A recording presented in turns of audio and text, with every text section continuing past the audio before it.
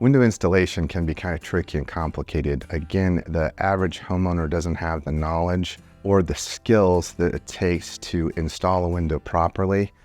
You have to remember that you're trying, the whole idea about installing your windows to prevent the elements from the outside getting into the inside and vice versa. You have to be able to know on a pocket replacement, every single window from every different manufacturer comes apart a different or a unique way.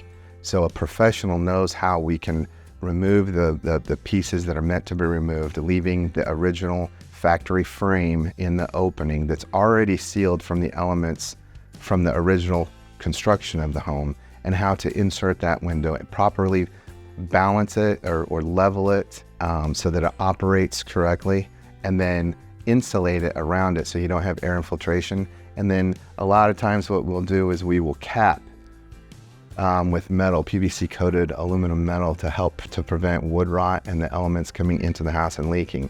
A lot of homeowners don't have the right tools to bend metal or capping. New construction windows can be complicated when it comes to the proper drainage on your sill, making sure it's level so that the window operates, but also sealing it for moisture and air leakage.